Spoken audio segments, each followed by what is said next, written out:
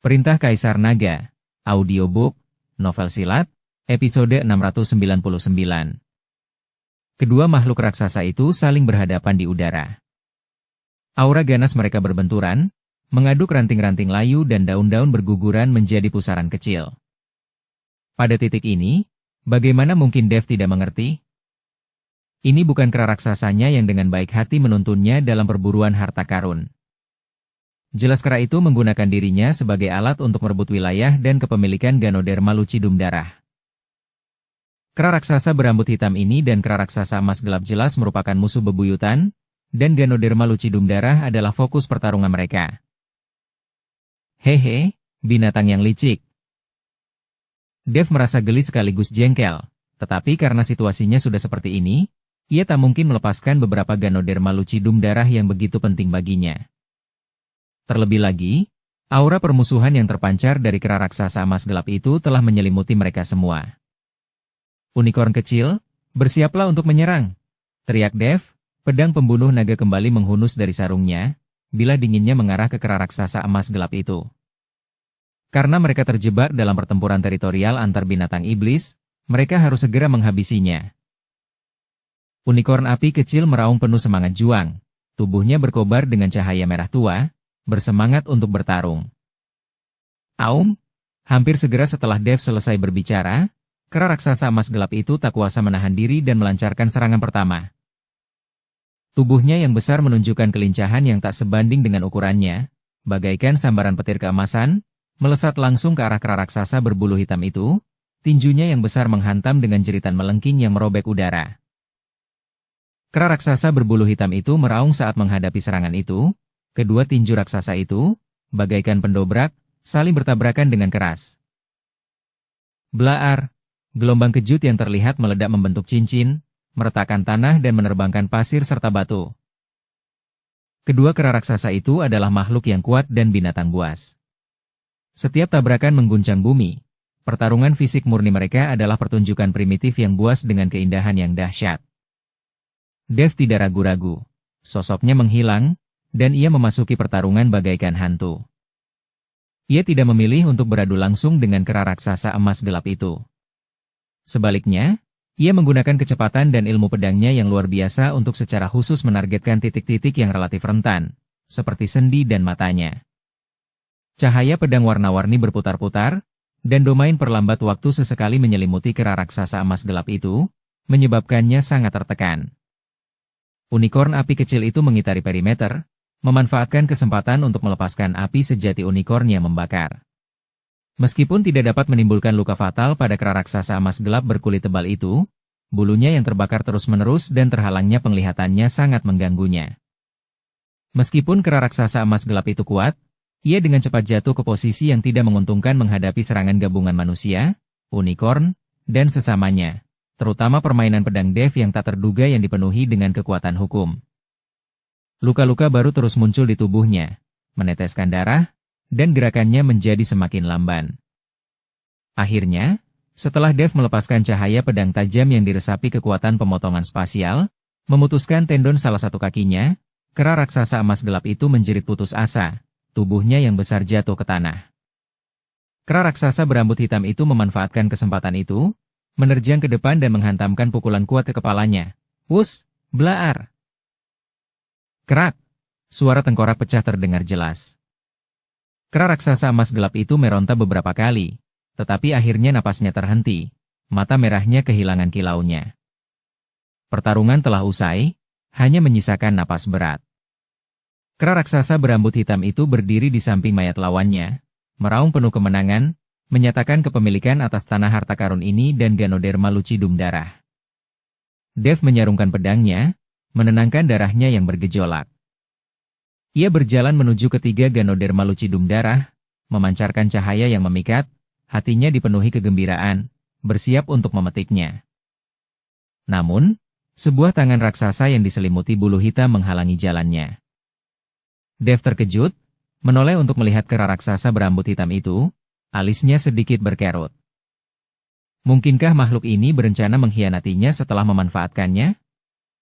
Kera raksasa itu tidak menunjukkan permusuhan. Ia menggeram, mengarahkan jarinya yang besar ke Ganoderma lucidum darah, lalu ke dirinya sendiri, dan memberi isyarat dengan canggung. Keraguan Dev semakin dalam. Ia menarik tangannya, ingin melihat apa yang sedang direncanakan kera raksasa itu. Kera raksasa berambut hitam itu dengan hati-hati mendekati Ganoderma lucidum darah. Ia tidak mencabutnya dengan kasar seperti yang diharapkan Dev. Sebaliknya, ia mengulurkan jarinya yang kasar dan, dengan sentuhan lembut yang sama sekali tidak proporsional dengan ukurannya, dengan ringan menyentuh tepi tutup Ganoderma lucidum darah. Saat berikutnya, sesuatu yang aneh terjadi. Ganoderma lucidum darah yang tembus cahaya, penuh dengan energi vital, tampak meredup dan layu begitu disentuh. Seolah-olah seluruh esensinya lenyap dalam sekejap, akhirnya berubah menjadi gumpalan kecil abu tak bernyawa yang menghilang ke udara. Dev menatap tak percaya. Hah? Apa yang terjadi? Apakah metode pemanenannya salah? Tepat ketika ia dipenuhi keraguan dan keterkejutan, kera raksasa berambut hitam itu melakukan sesuatu yang bahkan lebih tak terduga. Ia menggeram pelan, dadanya naik turun dengan hebat, seolah mengumpulkan sesuatu. Sesaat kemudian, setetes darah esensi, seukuran telur merpati, berwarna emas tua, yang tampaknya mengandung darah yang mengalir dan memancarkan energi yang menakjubkan, perlahan-lahan dipaksa keluar dari mulutnya. Tetesan darah esensi ini melayang di udara, memancarkan kekuatan hidup yang kuat dan aura unik kera raksasa. Kemudian, kera raksasa itu mengendalikan setetes darah esensi ini, perlahan-lahan meneteskannya ke Ganoderma lucidum darah lainnya yang masih utuh. Saat darah esensi menyentuh Ganoderma lucidum darah, perubahan lain terjadi. Ganoderma lucidum darah tidak layu. Sebaliknya, seperti minyak yang dinyalakan dalam lampu, tiba-tiba memancarkan cahaya merah tua yang menyilaukan. Seluruh jamur mulai melunak dan mencair, akhirnya berubah menjadi gumpalan energi esensi merah tua yang sangat murni, mengandung darah dan kekuatan ki yang luar biasa serta hukum kehidupan yang aneh. Gumpalan esensi merah tua ini, seolah memiliki roh, berputar sekali di udara sebelumnya, seperti burung layang-layang yang kembali ke sarangnya, dengan cepat dan rela menghilang ke dalam dada kera raksasa berambut hitam, tempat esensi darah menetes. Wus! Gelombang energi yang dahsyat meletus dari tubuh kera raksasa berambut hitam itu, staminanya yang terkuras dalam pertempuran, tampaknya pulih lebih dari setengahnya dalam sekejap. Kecepatan penyembuhan lukanya terasa jauh lebih cepat, dan bahkan auranya sedikit menguat. Ia menggeram puas, menatap Dev dengan tatapan yang seolah berkata, apakah kau mengerti sekarang? Dukung channel Novel Silat dengan subscribe, follow, like, komen dan share. Dev berdiri terpaku di tempat, jantungnya berdebar kencang karena terkejut. Ia mengerti sepenuhnya. Ganoderma lucidum darah ini tidak bisa langsung dipanen dan dikonsumsi seperti ramuan spiritual biasa. Sangat istimewa, mengandung kontra kehidupan atau kunci garis keturunan yang aneh.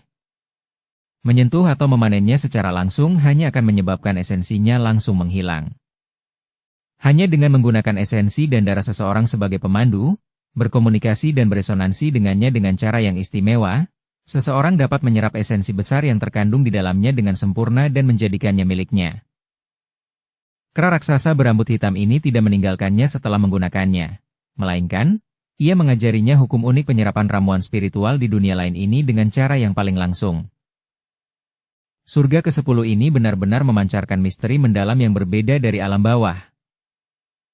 Dev memandangi beberapa Ganoderma lucidum darah yang tersisa, lalu menatap unicorn api kecil di sampingnya. Matanya tertuju pada mereka, mengeluarkan suara gemericik di tenggorokannya. Kilatan pemahaman dan tekad melintas di matanya. Dia menarik napas dalam-dalam, menirukan metode kera raksasa, mengalirkan energi internal dan darahnya, mengeluarkan setetes esensi dan darah emas pucat yang mengandung kekuatan naga suci. Yang buat susah melupakan. Bukan dia terlalu indah. Sekte 10.000 binatang. Setelah memahami rahasia Ganoderma lucidum darah, Dev tak ragu lagi. Ia menahan napas, memusatkan seluruh perhatiannya pada setetes darah esensi emas pucat di ujung jarinya. Darah esensi ini tak hanya mengandung darah dan kekuatan kinya yang luar biasa, tetapi juga jejak keagungan tertinggi yang berasal dari garis keturunan naga dewa. Meniru kera raksasa, Ia dengan hati-hati meneteskan setetes darah esensi ini ke Ganoderma lucidum darah terakhir, yang juga tampak sebagai yang tertua dan paling kuat secara spiritual. Wus. Saat darah esensi menyentuh Ganoderma lucidum darah, cahaya merah darah yang bahkan lebih intens daripada saat kera raksasa menyerapnya melesat ke langit. Ganoderma lucidum darah itu tampak dipenuhi jiwa, bergetar hebat, menjadi sepenuhnya transparan, dengan bayangan naga emas yang tampak berenang di dalamnya. Kemudian, ia dengan cepat mencair, berubah menjadi aliran energi esensi yang jauh lebih kental dan berwarna lebih gelap, hampir seperti emas gelap. Energi vital ini berputar-putar di udara, memancarkan tekanan yang begitu dahsyat hingga membuat kera raksasa berambut hitam di sampingnya gemetar. Kemudian, bagaikan 100 sungai yang mengalir ke laut, energi itu langsung memasuki dahi Dev, mengaliri anggota tubuh dan tulang-tulangnya. Boom! Dev merasakan semburan yang tak terlukiskan meledak di dalam tubuhnya. Energi ini murni dan mendominasi, selaras sempurna dengan kekuatan abadi kekacauan dan garis keturunan naga dewa miliknya. Energi itu dengan panik membersihkan meridiannya, menyehatkan organ-organ dalamnya, dan memperbaiki luka-lukanya yang terdalam dan paling tersembunyi. Ia tak berani menunda. Ia segera duduk bersila, mengedarkan teknik kultivasinya, dan mengerahkan energi yang dahsyat ini. Tubuhnya bagaikan lubang tanpa dasar, dengan rakus menyerap esensi kehidupan yang dibawa oleh Ganoderma lucidum darah. Luka-luka di kulitnya sembuh, berkeropeng, dan terkelupas dengan kecepatan yang terlihat, menampakkan kulit baru. Tulang-tulang yang patah di dalam tubuhnya berderak pelan saat disambungkan kembali oleh jaringan tulang yang lebih kuat. Jiwanya yang sebelumnya lesu, bagaikan tanah gersang yang diguyur hujan, dengan cepat menjadi penuh, kokoh, dan bahkan lebih kuat daripada sebelum cederanya. Setelah waktu yang tidak diketahui, aura Dev yang melonjak perlahan mereda. Ia tiba-tiba membuka matanya, dua berkas cahaya yang nyata berkelebat lalu menghilang. Ia berdiri, merasakan kekuatan yang melonjak dan tampaknya tak habis-habisnya di dalam dirinya, dan mau tak mau mengeluarkan raungan panjang yang mengguncang daerah sekitarnya, bahkan menyebabkan pepohonan kuno bergetar. Berdiri, aura Dev seimbang sempurna dan melonjak. Luka-lukanya yang sebelumnya parah, yang dipelihara oleh esensi berlimpah dari Ganoderma lucidum darah berusia 10.000 tahun, telah sembuh total. Kultivasinya bahkan telah meningkat secara signifikan melampaui peringkat ke-7 alam dewa surgawi, dan kondisinya lebih baik dari sebelumnya. Proses tetesan darah keemasan pucat di ujung jarinya beresonansi dengan Ganoderma lucidum darah, mengubahnya menjadi energi kehidupan paling murni, masih terputar di benaknya. Hukum langit dan bumi serta karakteristik makhluk spiritual di surga ke-10 ini memang sangat berbeda dengan yang ada di alam bawah. Jika kera raksasa berambut hitam ini tidak menunjukkannya secara langsung, ia mungkin akan benar-benar menyia-nyiakan potensinya. Ia menatap kera raksasa berambut hitam di sampingnya, tatapannya mengurangi niat eksploitasi sebelumnya dan digantikan oleh pengenalan yang tulus. Meskipun kecerdasan kera raksasa ini belum sepenuhnya berkembang, kebijaksanaannya untuk bertahan hidup di hutan yang kejam dan kegigihannya dalam memanfaatkan sumber daya wilayahnya patut dihormati. Ayo pergi, bawa aku pergi dari hutan ini. Dev menyampaikan pesan itu dengan indera ilahinya, lalu sekali lagi menunggangi punggung lebar kera raksasa itu. Unikorn api kecil itu dengan ringan melompat ke bahunya, mengecup pipinya dengan penuh kasih sayang. Meskipun tidak langsung menyerap Ganoderma lucidum darah, aura murni yang terpancar secara alami dari Dev setelah pemulihannya membuat sisiknya semakin bersinar. Kera raksasa itu menggeram pelan dan memulai perjalanan beratnya ke arah yang telah ditunjukkannya sebelumnya. Namun, saat mereka meninggalkan cekungan tempat Ganoderma lucidum darah tumbuh, Dev dengan jelas merasakan bahwa langkah kera raksasa itu menjadi luar biasa berat dan lambat. Kepalanya yang besar berulang kali menoleh menatap tanah merah tua, matanya yang besar dan seperti lonceng mengungkapkan kerinduan dan keengganan yang mendalam dan tak tersamarkan. Ini bukan hanya tanah kejayaan yang telah direbutnya kembali setelah mengalahkan musuh bebuyutannya, tetapi juga fondasi yang diandalkannya untuk bertahan hidup dan berkuasa. Dev bukanlah orang yang tak berperasaan, perbedaan yang jelas antara rasa syukur dan dendam adalah prinsipnya. Kera raksasa ini telah membimbing, mengajari, dan membantunya pulih. Membawanya pergi secara paksa dari tanah suci ini sama saja dengan memutus jalan menuju pencerahan. Ia tak sanggup melakukan hal seperti ini. Setelah ragu sejenak, Dev menepuk leher kera raksasa yang kasar dan sekeras batu itu dan dengan lembut menyampaikan indera ketuhanannya. Baiklah, kau boleh tinggal di sini. Jagalah tempat ini dengan baik dan berkultivasilah dengan giat. Tubuh kera raksasa yang besar itu bergetar hebat, dan ia pun berhenti. Ia perlahan menoleh, mata merahnya dipenuhi rasa tak percaya, diikuti oleh luapan rasa terima kasih yang tak terkira. Ia menurunkan Dev dan unicorn api kecil itu, lalu bersujud dengan kaki depannya, kepalanya yang ganas menundukkan kepala dengan hikmat 3 kali kepada Dev, sambil merintih pelan dan penuh hormat. Ini adalah bentuk rasa terima kasih dan ketundukan tertinggi yang bisa diungkapkan oleh seekor binatang iblis. Dev tersenyum tipis dan menerima penghormatan itu. Ia menegaskan kembali arah yang ditunjukkan kera raksasa itu, yang mengarah keluar dari hutan. Kera raksasa itu mengangguk penuh semangat, mengeluarkan geraman pelan yang menegaskan. Sampai jumpa, kata Dev untuk terakhir kalinya, lalu, tanpa ragu lagi, ia membawa unicorn api kecil itu dan berubah menjadi gumpalan asap hijau, dengan cepat menghilang ke dalam hutan lebat, meninggalkan Baskom dan kera raksasa yang setia itu. Mengandalkan bimbingan kera raksasa dan indera ilahinya yang kuat untuk bernavigasi, Dev bergerak cepat menembus hutan purba yang lebat. Ia tidak lagi secara aktif memprovokasi binatang iblis apapun, menyembunyikan auranya secara ekstrim, bergerak menembus hutan seperti hantu. Hanya ketika beberapa binatang iblis dengan indera tajam atau rasa teritorial yang kuat melancarkan serangan, ia akan menyerang dengan cepat, menghabisi mereka secepat mungkin. Ini menghindari pertempuran yang berkepanjangan sekaligus menuai saripati yang terkandung dalam binatang iblis, yang sebagian besar ia berikan kepada unicorn api kecil di bahunya, yang sedang mengawasinya dengan penuh harap. Hutan ini, yang dikenal sebagai tepi pegunungan 10.000 binatang, jauh lebih luas dan berbahaya daripada yang diperkirakan Dev sebelumnya. Ia bahkan bertemu dengan naga bumi berduri yang kekuatannya menyaingi dewa abadi surgawi tingkat 5. Makhluk itu bersembunyi di bawah lapisan humus yang tebal, melancarkan serangan mendadak. Tubuhnya yang besar dan berduri memiliki kekuatan penyempitan yang luar biasa dan dapat menyemburkan racun dengan efek melumpuhkan yang dahsyat. Dev melawannya selama 1 batang dupa penuh, akhirnya berhasil membunuhnya dengan menggunakan efek perlambatan sesaat yang diciptakan oleh hukum waktu untuk menusuk tengkoraknya yang relatif rentan dengan pedang pembunuh naga miliknya. Pertempuran ini memberinya pemahaman yang lebih langsung tentang kekuatan binatang buas di surga ke-10 dan membuatnya semakin berhati-hati. Sepanjang perjalanan, ia juga menemukan lebih banyak tanaman spiritual unik dari surga ke-10. Ada jamur bunga bulan bercahaya yang hanya muncul di malam hari ketika menyerap esensi bulan. Menyentuhnya memicu spora halusinogen, tetapi jika dibalut dengan hati-hati oleh indera ilahi dan perlahan-lahan dibimbing oleh energi diri sendiri, ia dapat menyehatkan jiwa. Ada juga buah berpola petir yang tumbuh di kayu yang tersambar petir, permukaannya berderak dengan busur-busur listrik kecil. Mengonsumsinya secara langsung akan merusak meridian, tetapi jika dimurnikan secara perlahan dengan kekuatan hukum petir, ia dapat menempa tubuh fisik dan meningkatkan kekuatan asal petir. Dev mencobanya satu persatu. Meskipun tidak semenakjubkan Ganoderma lucidum darah, ia memberinya pemahaman yang lebih mendalam tentang cara memanfaatkan sumber daya surga ke-10, dan fondasinya sendiri terus terakumulasi. Unicorn api kecil mengikutinya, terus berpesta.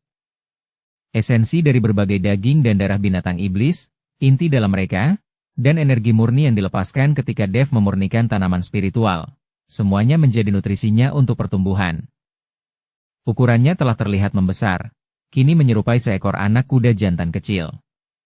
Tak lagi bertengger dengan aman di bahu Dev, ia kini melangkah dengan gagah di sampingnya.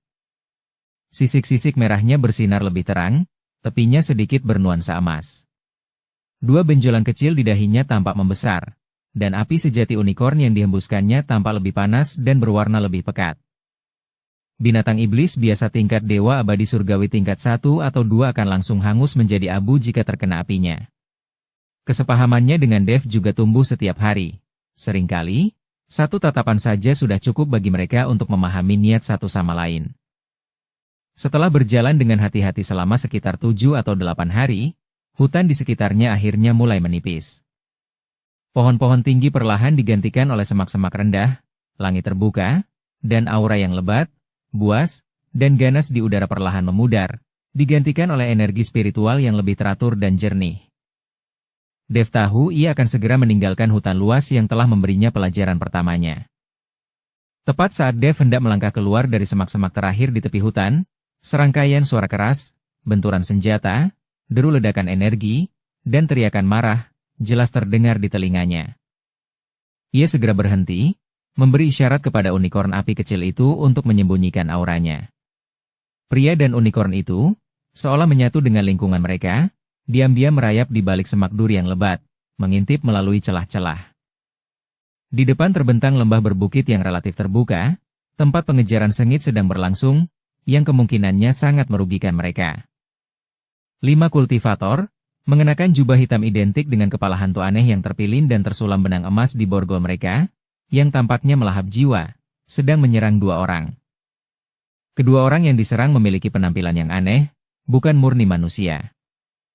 Pria itu sangat kekar, tingginya hampir 3 meter, dengan otot-otot menonjol dan garis-garis harimau samar di kulit perunggunya. Karakter Raja, yang jelas terpampang jelas di dahinya. Ia menghunus kapak besar seukuran pintu, mengayunkannya dengan kekuatan dahsyat, memancarkan aura ganas seorang raja binatang buas. Wanita itu lincah, berkulit seputih gandum dan berwajah cantik liar. Matanya, yang tegak lurus tak seperti biasanya, berkilau tajam dan menusuk.